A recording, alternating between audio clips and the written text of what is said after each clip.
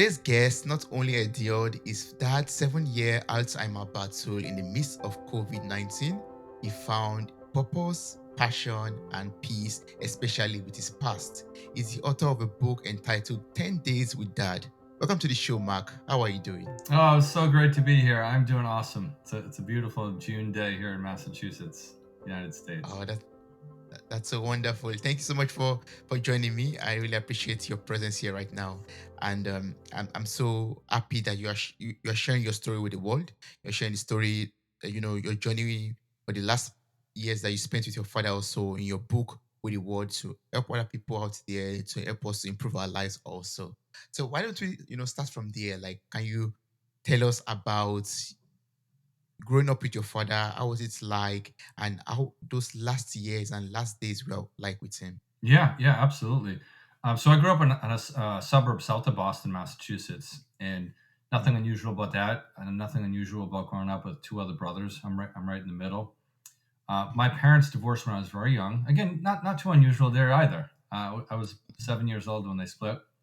The unusual part, though, is that my dad was the one who stayed in the house and not my mom. So that was definitely Mm. unique in 1980, and still probably today. Usually, it's typical for the father to move out of the house in a divorce situation or to share custody. So that was definitely interesting. Growing up with there was three boys and my dad, so it was sort of a bachelor parent for many years. I lived with my dad for about 22, 23 years before I left after college. And then ultimately we became business partners for another 14 years. So I Wow. spent a lot of time with my dad, but truly, honestly, I really never thought that I never really got to know him the way I got to know him during his illness. When he got Mm.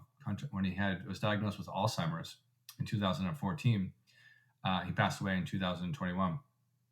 So during that time was really, I feel, for the first time in my life that I got to know who he was as a person, what made him tick. I got to know his story for the first time, and it was definitely, it's Alzheimer's is an awful disease, but that was definitely one of the hidden blessings was the chance to get to know my dad and spend so much time with him during the final years of his life.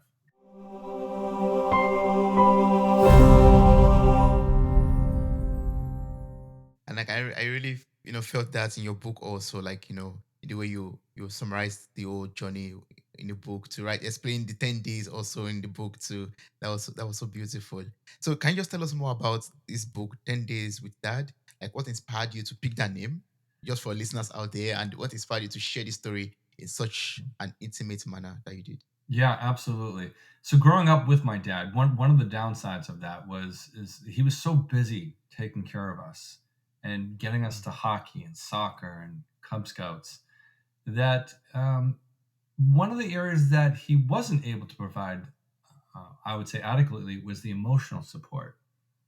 Just sort of the uplifting, how you doing, how's everything going, just what can I do to help? It was really just nonstop for him all the time, and so I didn't get a lot of that sort of empathy or emotional support that probably most teenagers need. So as a youngster, in middle school, I started journaling just to have some place to record my thoughts and really just to get things out on paper. Fast Mm. forward, I was an intermittent journaler my whole life, but when my dad got sick, I sort of found myself in the same position where I was starting to journal again about, why is this happening? Why my dad? He's so sweet. And then really quickly, within probably 3 or 4 weeks of journaling, I realized that there's something more here than just me venting on paper. I started recalling the times and experiences we had spent together and what I had learned from him over the years, and just how I was able to live my life because of the sacrifices he made to my brothers and I, my Yeah. brothers and me. Um, and when he got really sick, when it was time for him to move out of his house, I showed up to his doorstep with, as I explained in the book, as I usually did 2 to 3 times a week, just to check on him, take him out to breakfast, get his meds ready. And my Yeah. dad was just a beaten man.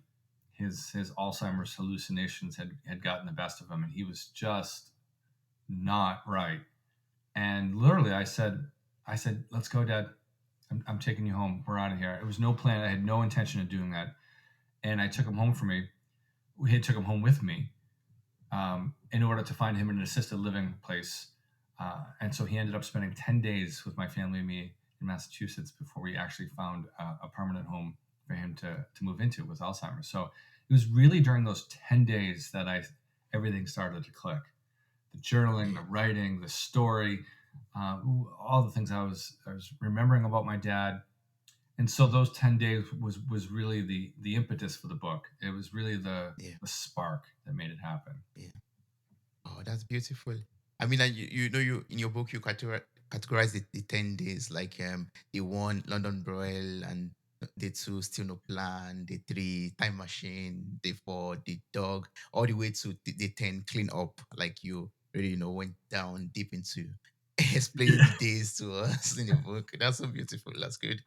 Well, the 10 days, people always say to me, "Well, why'd you name it 10 days?" And I was like, "Well, listen, Mm, in those 10 days, I probably experienced every type of emotion that I had experienced over his 8-year experience with Alzheimer's. There was laughter, mm, and there was joy, and there was sadness, and there was anger and frustration, and role yeah. reversal. So it was really all in those 10 days that it all just kind of clicked. And then fortunately, I was able to spend quite a bit of time with him Mm. when he moved into assisted living. I was able to get to know him even better because he was so close to me.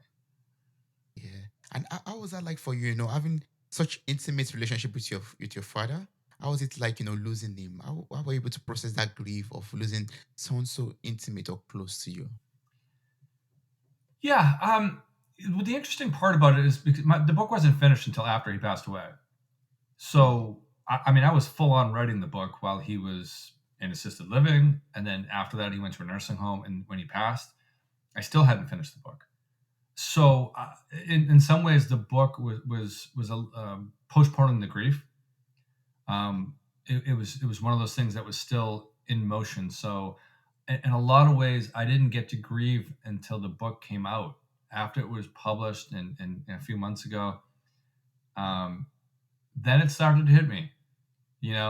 mm, That I don't have this distraction, this something in my way to grieve my dad. And it really did hit me after the book came out, especially when mm, people started reading it. And I remember that about your dad, and the hockey commandments and things like that. So it was yeah. tough. It was very tough, but at the same time, Mm, I was saying goodbye to him for almost 3 years, bit by yeah. bit, day by day, memory by memory. So it, Mm, it was it was different. It was very different than losing your parents or somebody you love suddenly. mm. It was just a different experience, but it was tough. Yeah, I can imagine. I mean, in some years' time, or maybe later in some months' time, you also release a book about how you process the grief. Also, should we be looking up to that, forward to that? Yeah, for sure. I think there's probably a book there. You're right. Yeah. Yeah, but you're also totally right. I mean, it's very difficult. It could be so challenging for us to know that the days are numbered on this loved one of ours. And every day is so valuable, and every day becomes like minus one, like T minus one to the end of the journey or to us in that person. Yeah. Oh my gosh, 100%. And that's really the takeaway of the book, right? I mean, it's Mm, the moment we're born, we're terminal. We're gonna die at some yeah. point. Yeah. And what my dad getting sick just made me realize it just hit home. It hit home Mm, immediately that our life is limited and our experiences are important, even more so than how much money we make or what we're doing in life. It's just the life experiences with my family and with friends. And yeah, that's the takeaway of the book, really, is just don't wait. Don't wait like I yeah. did for a terminal disease to get to know your loved ones, your parents. Yeah. Take this time now and enjoy it. Yes. And while taking this journey with your father, what surprised you the most during this journey? During that, time out with him, or the 10 days he spent with you at home, or in the care system also. Like what are the things that surprised you about his situation and about the Alzheimer journey? Well, the big surprise was again the realization that I didn't know my dad. Ah, Even though I was partners with him for 14 years and lived with him most of my life, the fact that I mm, didn't know his story was really mm, shocking. I didn't know the mm, background. I didn't know. I knew he grew up with a single parent in his household too. It was his mom, not his dad. But I never really knew what happened. And so that was surprise number one, and kind of the shock of, oh my gosh, I wish I hadn't waited so long. And I still don't have all the answers to his, or all the chapters to his story. I was only able to get glimpses of it. So that surprised me. Number two, I knew I was like my dad in a lot of ways. I couldn't see it until I started writing the book, until I started Yeah. hanging out with him every day. Then I start to really see how much I was like him. Whether it was just, my dad used to joke with me in the nursing home, why are you always smiling? You're always smiling. And what my dad didn't realize was he was always smiling. He was a happy guy, and Yeah. everybody would say your dad was so nice, and he always had this big smile on his face. And so all Mm. those little pieces started to come together. It was really fascinating and really special at the same time. Yeah. And how did this, how did all of this realization also change your life? Like, you getting to know your father even in a much brighter light, and, finding out the similarities between you. How did that, maybe change your life in some ways, or change you in some ways? Yeah, it's a great question. Obviously, a diagnosis like this, any terminal diagnosis or anything major, it impacts your life immediately. I think people Mm. go one of two ways. People say that they're going to change, and they do for a short amount of time, and then they go back to their old ways. Or people change for good, and I changed for good. I just that again, that realization that our life is short. That's something I've lived by every single day since he got sick, and it Yeah. allowed me to experience new opportunities or new things. It allowed me to try new things like meditation. I never would have Yeah. meditated. I was like, what is this meditation thing all about? But again, I was like, well, what do I have to lose? Let me try it. And it, and Mm. it totally changed my life. Just simple meditation, just being open to new learning experiences and coaching programs and writing the book. Just, I knew fairly quickly that I was going to focus on my relationships. And yeah, I'm still driven at work, still want to succeed and do that. But the big change has really just been my mindset. And Mm. look, I we all have a lot of heavy stuff going on in our lives, right? Yeah. My kids are in Yeah. college, and we're trying to figure out how to pay for that. Mm. There's some addiction issues in my family. There's anxiety and depression. There's a lot of heavy stuff that I have to deal with on a daily basis, like everyone else in the world. But the difference is now is my mindset. Is that I approach these challenges or opportunities differently. I don't get upset as long as I used to, and I just try to take it day by day and say, I'm all I can do is it's the best I can do. Take care of my Yeah. family, and just go from there. I can't worry about things that I can't control. So that's where the change came in after he got sick, was just a mindset change for me personally. And that's what I hope others can see or take away from the book, is that things are going to be dark. We're all going to have demons every day, probably for the rest of our lives. But it's how we deal with those demons and how we let go of the past to try to move forward and look at the future and not worry about things that we can't control. That's the message. Mm.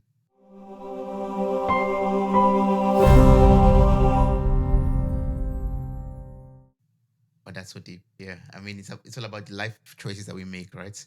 And Yeah. what we do with with our situation or circumstances in life that makes us who we are. Yeah, Yeah. absolutely. And I always had in the back of my head that this message, I was sort of writing it with my kids in mind.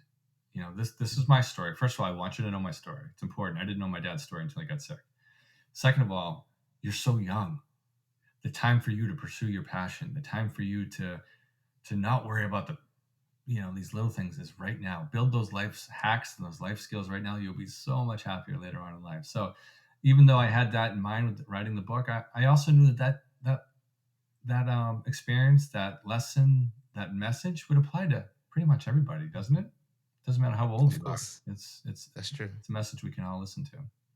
Yes. And maybe you could dive deeper into this message for us. Like, for someone out there who is listening and said, yeah, I would love to pursue my passion, my purpose in life. But Mark, I don't know how to do it.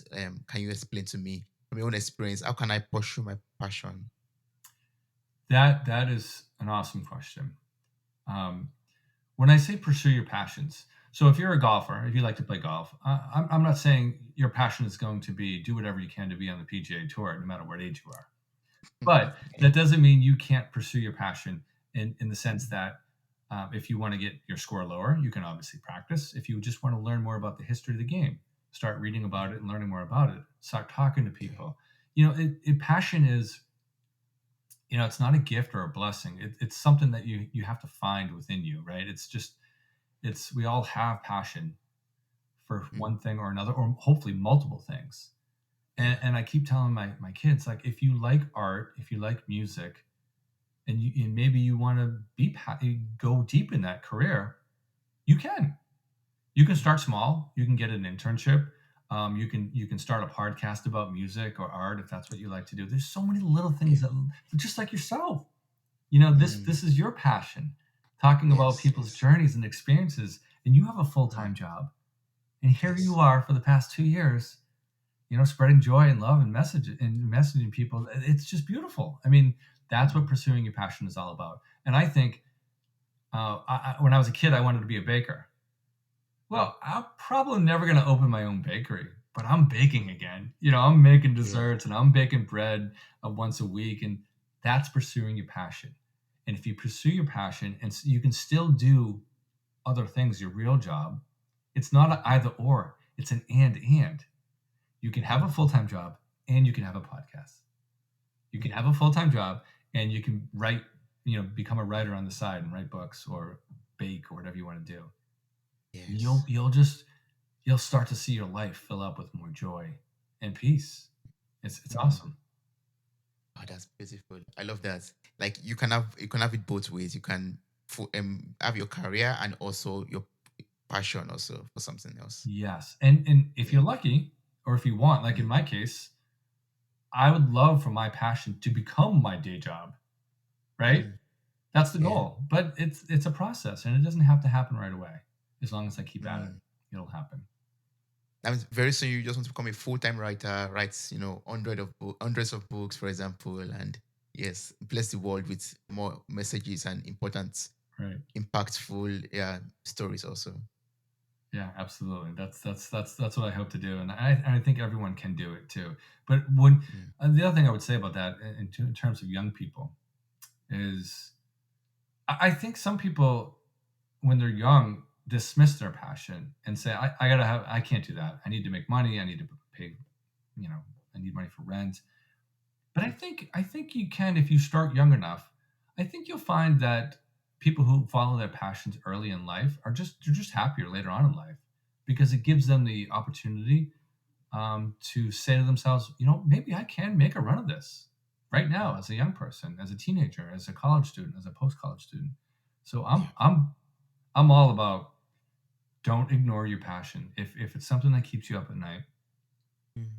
you should definitely listen to that message and listen to that feeling and pursue it for sure. Yeah. But what about if there's someone out there who is ready, to pursue that passion, to go ahead and, takes those steps towards achieving his or her goals in life, but there are like obstacles on the way, like maybe no funds or I don't know, different obstacles could come out, challenges basically of life that could just stand between us and our passion or our goals in life. How would you advise that person to overcome those obstacles and, forge ahead to pursue the passions? Well, it's a different world now. I think Mm. that it's acceptable for a young person to, if they have this option, to move back home with their parents or to move in with a relative to save money, right? Because Mm. money is an issue. Um, I would say, try not to let the excuses get in the way. I don't have the money. I don't have the time. I mean, this isn't a self help book, but it's just how I feel. Yeah. I feel that if you really want to pursue something, if it keeps you up at night, if it's the last thing you think about when you go to bed, and it's the first thing you think about in the morning, you have to listen to your heart, and you've got to find a way. You've got to move back Mm. home. You've got to take out a loan if you can afford to do that. I'm not saying, hey, go max out your credit cards or anything crazy like that, but ask Yeah. for help. That's mm, probably the number one thing I would say to young people. Ask for help. mm. You don't have to do this by yourself. If you need Yeah. money, you can try to ask for it. If you need advice, find a mentor. You know what I'm saying? Like, I don't want to, Yes. I just think people are reluctant to ask for help. People want to Mm, help people succeed. And yeah. that's the truth. You're totally right. I mean, once we have, an area that we cannot fill up ourselves, we have to ask for help in order to move forward in life. Yeah, you're right.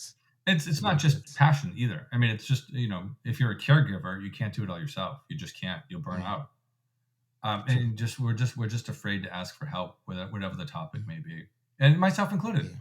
I was too. I'm not as I'm open to it now more so than before. Mm. But hey, when you're young, go for it. This is the time to go for it. You don't have as much to lose. You don't have a family. You don't have the same obligations. Give it a Mm, shot. Go for it. mhm. You're right. Yes, and I can totally relate to what you said right now. So we find it difficult to ask for help because we feel like we could be judged as not being non-sufficient or self-sufficient, for example, or too weak, for example. But I mean, from experience, just being vulnerable and asking for the help always helps us or goes a long way. Basically, like the struggle I could have taken for 2 years, for example, I solved the problem within some months because I asked for help, basically. Yeah, Yeah. exactly. That's Mm, awesome. Yeah, I totally agree with yeah. that. Yep. Yeah, yes. And one thing that I found so important about your book too is that you talked about you finding your inner peace along the journey. And that's one thing I'd love you to, tell me about or tell us about. Like, how did you find your inner peace and how did this journey help you in finding your inner peace? Yeah, I definitely have found my inner peace. I grew up in a dysfunctional family. Mm, Growing up with my dad and not a mom in the house, and that has some consequences emotionally and mm, psychologically. Um, mm. but guess what? Since the book is published, I know that a lot of people have dysfunctional families. You just can't let it Yeah. control your destiny, your future. Mm, When I started letting go of my grudges, mm, when I stopped making excuses, when I mm, started practicing gratitude, just what am I grateful mm, for right now in my life? That's when things really started to turn around. That's when I started to find inner peace. When I started to forgive other people, some of them didn't even hurt me, but I perceived that they had hurt me. Right? I mm, thought that they had wronged me in some way throughout my life, going back as mm, far as middle school. And I said, well, "This is crazy. What am I carrying this around for?" So, I mean, I've you don't forget the wrongness, the harm, but I have forgiven them. And most importantly, I've forgiven myself. I'm not perfect. Like I said, I have demons like you. I yeah. have weaknesses. I have lots of bad habits, but Mm, I don't let them bother me anymore. And once I was able to sort of free that space up in my mind to focus on positive things and just the goodness in my life, the things I'm grateful for, I was I just feel at peace. I just feel at ease. Again, there's still a lot of stuff to deal with in my life, but I just, our bus ride is short, and we have a limited time span time on this life. And guess yeah. what? What? None of us are obligated to be the people we were when we were 8 years old, or Mm, 20 or 30. We can true. change at any time. We can take control of our story at any point if we let Mm, ourselves. We're not mm, obligated to be the people that other people think we are. that's true. So it's Yeah. never too late to change, to forgive. But really, just forgiving myself was probably the biggest thing that came out of the tragedy of my dad's disease. Yeah. I mean, I can imagine that, it could be so difficult to let go of those past grudges or malice or whatever. It could be so difficult to forgive yourself of the past. But once you're able to do that work and overcome that, you feel lighter because you've let go, you've released that burden basically. And you have that inner peace and joy. It's like you're removing a blanket off your life and then you allow the light to shine in, basically.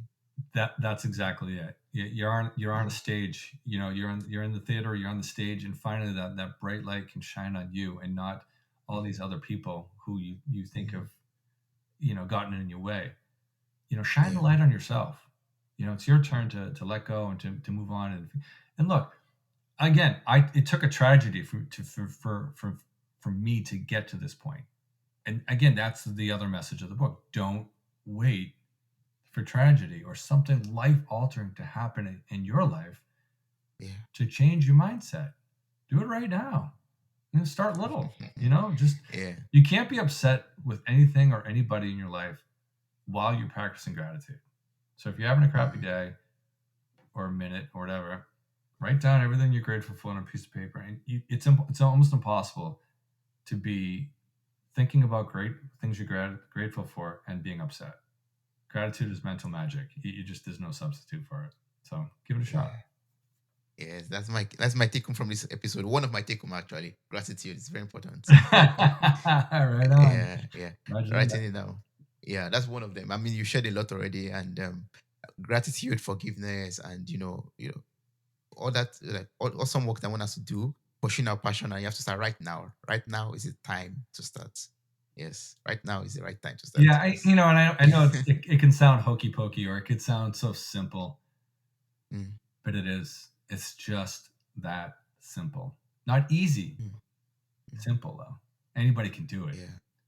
You're Mm, still going to struggle, but it's simple to start it, the process of healing and forgiveness and letting mm. go and loving yourself Yeah.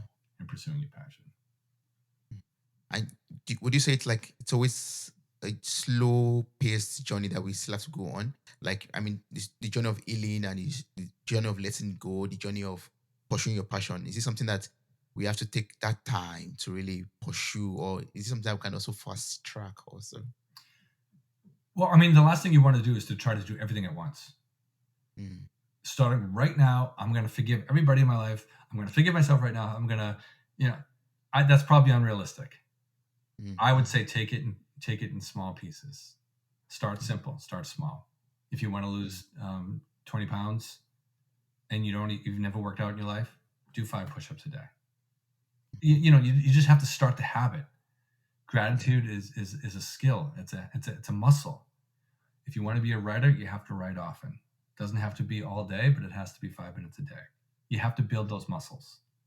You have to build your forgiveness muscles, your gratitude muscles, your writing muscles, your soccer kicking, your football kicking skill muscles. Mm, These are all muscles that have to be worked. And the longer mm, we don't work them, that's where people get overwhelmed. I haven't yeah. played football in 15 years, and you want me to go out there and sign up for a men's league? Well, maybe start small and just start, walking around the block a few times. It's just Yeah. it is a marathon. It's not a sprint Mm, for sure. I know mm. that's cliche-ish, but you do have to start small and build yourself up. Yes, that's true. So, Mark, I know that you have 10 commandments of life, and I would just love you to, maybe enlighten me about them, share them with me, and how you came about them too. I'm interested in, know your 10 commandments of life. Yeah, yeah, totally. It's funny because I didn't even know this was going to be a book, and certainly Mm, when I was writing the story of my dad, I knew it really wasn't my dad's story. It was really my story all along. mm, So the one thing I remember most about my dad when he passed was he was a legendary hockey coach in my mind. Anyhow, he was a legend, and ice hockey. And when he passed, a lot of his former players and friends would say to me, "Oh, I love you, Dad. I remember his 10 Commandments of hockey." So before every game, as a little guy, he used to pass out these sheets of paper that had it was called the 10 Commandments of hockey, but there was really mm. 29 of them. There was 10 of this and passing and 10 of off. Anyways, and Ah, okay. everybody, all these years later, they remembered the 10 Commandments. And I thought, oh my gosh, that's incredible. What a lasting legacy that was for all for his former players to remember these. And I started thinking to myself, well, what kind of commandments or life lessons or way of living what kind of lessons do I want to leave to my children? This is how I live my life to achieve the, balance and happiness. And it just kind of came together. I thought of his commandments and I thought of what I've learned from my dad, either watching him or emulating him over the years, and what I learned from the experiences that he provided for me. It just kind of clicked. these are the 10 simple things that if I could leave 10 things behind to my children, messages, these would be them. Never make mm, excuses. You know, expect less. Yeah, you want to have goals, but it's not going to happen immediately just because you want it to happen. Sometimes you have to mm, lower your expectations, which sounds kind of weird, but it's true. Do the best you can, yeah, but don't expect the world to fall into your hands. Give more. Always give more, right? mm, Don't have any regrets. Forgive other people. Be kind. Be a kindness mentor. Hold the door open. Every mm, once in a while, just surprise somebody, buy them a cup of coffee. Just smile. Just be polite. Just be civil. And these days, yeah, these are just simple little commandments that, as I was writing the book and reflecting on what I learned from my dad, mm, um, it just kind of clicked. And these are the 10 ways or commandments of living. I struggle to use the word commandment because from a spiritual point of view, yeah. I The struggled Ten with that. Commandments in the But Bible. Yeah. but my dad had his hockey commandment, so it tied in nicely. And Mm, and I think everybody has their own commandments. mm, Yours are going to be different than mine, but we yeah. have them. Whether it's 5 or 10 or 3, these are the pillars, right? These are what you want to live every day. You want to wake up and try to do these things. Yes. That's true. Wow, Yeah. that's so beautiful. I mean, that's a lot to think about and reflect. Like there are simple things, but there are things that we have to always remember or remind ourselves about. Like smile, be a cheerful giver, for example, Yeah. and also always be polite to other people, be helping and be helpful to other people. Open the door and Yeah. help other people do this. Yeah. These are like simple things that but still things that we always have to remind ourselves of all the time. Yeah. Yeah, and I want to be clear. It's not a self-help book because I feel like self-help books, they sort of almost tell you what to do. Like if you do this, this Mm, is what's going to happen, and that's just not how yeah. life works. Mm, And I don't proclaim it to be a self-help book. I'm just telling people my story. This is what happened to me as a young boy. These are the yeah. feelings I harbored or grudges I held because of it. Mm, And then when something bad happened in my life, when my dad got sick, I started to re-examine my life, and mm, then my filter changed. I'm not saying do this. I'm just saying this is what I did. These are yeah. some of the simple things that I think that I would want my children to do because I know they'll be happier. Mm, But they're just my it's just my story. We all have a story to yeah. tell, and we all have our own Of commandments to course. live by. Yes. And it's good we tell this story because it helps other people to improve on their own journey of life. It helps other people to improve their own lives also. Yeah. Yeah. How would you say, your father's story or the story of other people around you helped you in becoming who you are today? Yeah, well, again, growing up with a dad, he didn't really know how to do the laundry or cook in the beginning. So, there was a lot of trial and error in our house. And I think that the, Mm, the blessing behind that was I was never afraid growing up to try new things. I mm, didn't need to be told what to do. I had a lot of freedom growing up, mm, my whole life, really. And so it actually it turned out to be a strength in some ways because not that I wasn't nervous in a new environment, but I was a little bit less nervous than other people. And I was always oh, willing to go outside the boundaries, so to speak, and try new mm, things. It's because I grew up really defending myself, and really just sometimes a lot of times we had to cook our own meals on the weekends and mm, independence. It turned out to be a good thing, not a bad thing.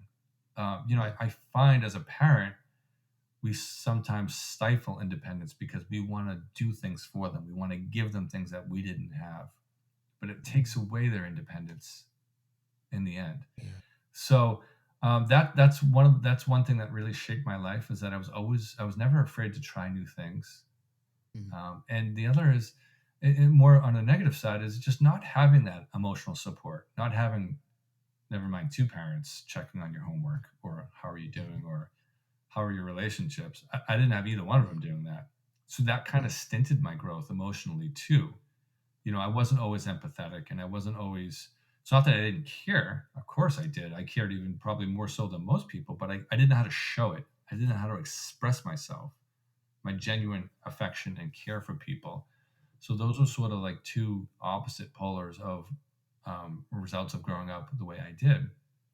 yeah. When I found the right person, the right relationships, though, I was able to have them, teach me how to love and teach me how to show empathy, which was nice. Yes, that's beautiful. Wow. So where can we get this book from? Where can we get the 10 Days with Dad? Where can Yeah, we buy yeah, it? yeah, absolutely. There's two ways to get the book. Thanks for asking. It's on Amazon. Just Google, just type in Mark Resnick book or 10 Days with Dad. It should pop right up. Or you can get Yeah. it on my website too, markjresnick.com, and then there's a shopping or a book page on there too. So there's two ways to do it, both with free shipping. So if you want to Yeah. connect with me, just go to the website markjresnick.com. Leave me a message there, and then I'll keep you up to date on what's going on with my life, and we can keep in touch. Yes, I'm going to place this link in the show notes of the episode. The link to your website will be available there. So I encourage everyone to just click on the link, order the book, buy it. It's so awesome. And you can learn from Mark's life journey, his story, his experience with his dad. And yeah, it's just awesome. It's not a self help book like Yeah. Mark said already. Like you said already, it's not a self help book, but I believe that from other people's lives journey and from other people's story, you can always learn a lot. And you could also get one or two things to maybe improve your life with, or Yeah. just to relate with also, just basically. Yeah. Yeah, Yeah. and I That's would beautiful. encourage people to read the reviews. I always read the reviews on products, but I was really blown away when the book came out, what people were writing about it, how it made them feel, it felt really good to see what that people got something out of the book, and that's all you Mm. can hope for when you write a book like this. But I just want to thank you for the work that you're doing. It's amazing. You're so passionate, obviously, and if I had a book here in front of me and I was going to write a book too, you know, Yeah. I'd say, hey man, keep pursuing your passion. You're killing it, and it's great. Oh, And I've just yeah. felt so comfortable and loved in the show, man. I appreciate it. Appreciate you. Thank you so much, Mark. Thanks so much for sharing your story. I also, love the fact that you are not, I keeping the story to yourself. Basically, you are sharing with the world, and that's one thing I admire, because I always sort out, looking out for teachers basically to improve my life and also improve other people's life. And you are one of them, definitely, with your story, and that's so beautiful. That's a gift. Thank you so much. Thank you. Wow, you made it to the very end of this episode. Thank you so much for listening. I'm grateful for your time, your love, and your contributions. Subscribe, like, review, and share this podcast. God bless you. Bye. Bye.